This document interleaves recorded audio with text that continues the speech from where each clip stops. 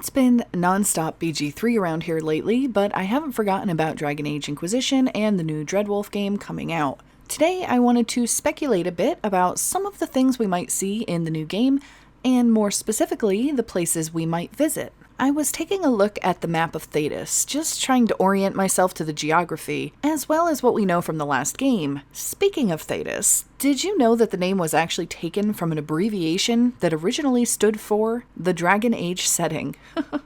I just told my husband about this in passing today while talking about my plans for this video, and realized that I had taken it for granted that everyone knew this. He certainly did not.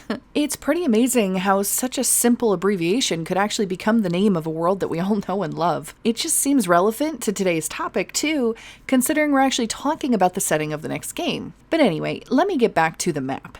You can see Ferelden, where the first game, Origins, took place. Kirkwall here, the main city you spent the second game in, is right north of Ferelden, and we also explored some of the free marshes as well. Then, Inquisition took place over a huge portion of the map, covering both Ferelden and Orlais. As you can see, that still leaves a whole lot of the world left to explore. We know for sure that we'll be going to Tevinter, right? I think it's relatively safe to say that we won't just be going to Tevinter, though. It's likely, given how Inquisition went and how much of the world is left, that we will get a big chunk of this map for Dreadwolf's location. But which portion? It's obviously going to center around Tevinter, but we still have Seheron and Vollen, which are both Qunari lands, then Rivain, Antiva and Nevarra, and we can't leave out the Anderfels. So let's try to take what we know and figure out where our next hero, or even possibly returning hero, might be traveling in the next game. I'm going to say that I think 100% without a doubt that the Anderfels will be open to us, at least in some extent.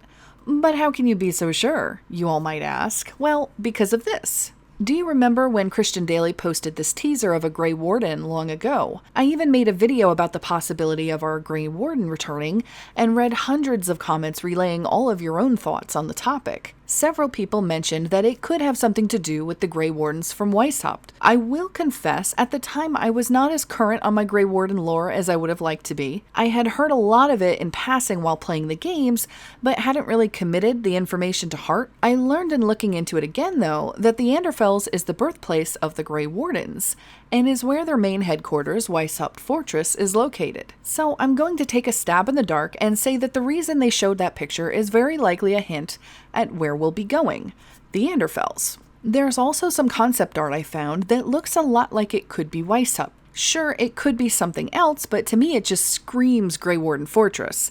And look at the terrain too. The place was supposed to be built at the edge of a desert against a jagged butte. It looks right to me. I found this other picture too that's also in a desert setting, with what looks like a griffin statue, and I thought it's possibly the view from the fortress itself. It's the most logical conclusion when looking back to the warden's specific pick.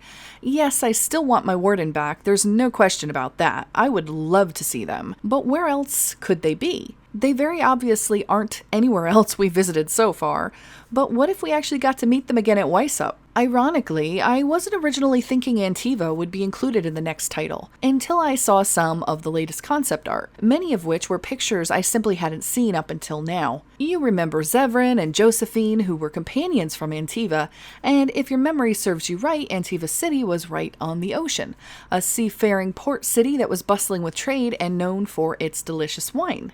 As you can see in this picture, this city is definitely on the ocean, as there is a ton of water. And you can also see all of the boats and docks in the background. I think this picture is another shot of the city from a different perspective. The only reason I could tell, to be honest, since it seems like there could be land between the water, is because the buildings have some of the same domes. I think it's just taken from the other side of the U-shaped port bay. There's also a clip from the trailer where they show a man, perhaps even an Antivan crow, sitting on the roof of a building. Initially I thought this might be minrathous and Tevinter when I first saw it, but after seeing some clarification about what minrathous looked like from a recent tweet, and then seeing the matching architecture from the concept art, it became clear to me that we were actually seeing Antiva in the shot. You can see the very same castle that is consistently portrayed in all of the concept art too in the background. There are other reasons to consider a trip to Antiva as well, considering the wealth of Antivan Crow concept art we've been seeing. Here there's what appears to be a very important central figure to the crows, and you can see the same type of architecture in the background behind her even. There was also another teaser picture released on Twitter that depicted what seems like the same woman from the last picture, but with her hair up. The city is not very fleshed out in the background, but it sure seems to have the same type of windows and pointy roofs. Now, Tevinter, the Anderfels, and Antiva is a large enough area that it would be all we'd really need to have quite a lot of space to roam. But given the close proximity to Tevinter, I also think it's very likely that we'll get access to Nevarra as well. My suspicions are further stoked by the fact that the dragonage book Tevinter Nights that was released in 2020 also has many stories with locations in Nevarra. Granted, there are also stories that take place in Ravane and Orlais too, so that might not matter as much. But I think it'll be difficult to get so close to Tevinter while somehow blocking off Nevarra. I mean, it's closer to Tevinter than even Antiva is. There's also some suggestion from the concept art that the fourth installment will have to do with the Mortalitasi, or the death mages of Nevarra. They're also a hot topic in Tevinter Nights as well. In fact, it's possible one of your companions might even be Mortalitasi. This concept art sure seems to depict one at the end, huh? But as we know from the past games, we don't necessarily have to go to the location that a companion is from in order to have them in the party. But going back to this artwork I first showed you, it does seem like it could be very possibly portrayed from within the Grand Necropolis, which is situated in Nevarra. And to enforce that a bit, for Dragon Age Day in 2021, there were a couple short stories released. One of them was called The Flame Eternal, and it's about two Morn Watchers in the Grand Necropolis.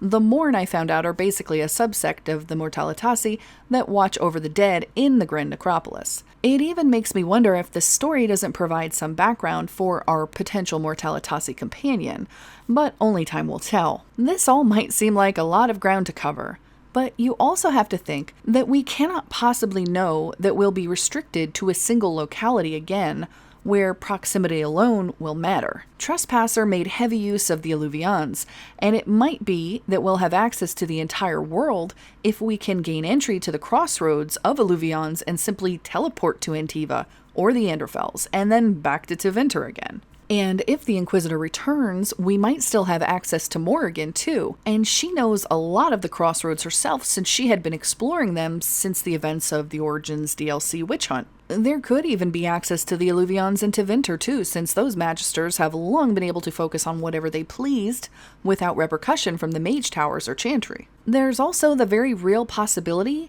that Solas will control the Eluvians, especially considering the massive Eluvian that's behind Solas and the Inquisitor in the last scene of Trespasser. In the final moments of that scene, he's seen walking towards the mirror, so it's very possible he could be using the network for his own needs, in which case we probably won't get access to it. Not unless we're sneaky. With all of that said though, I think this is a very real likelihood for the map of Dragon Age 4.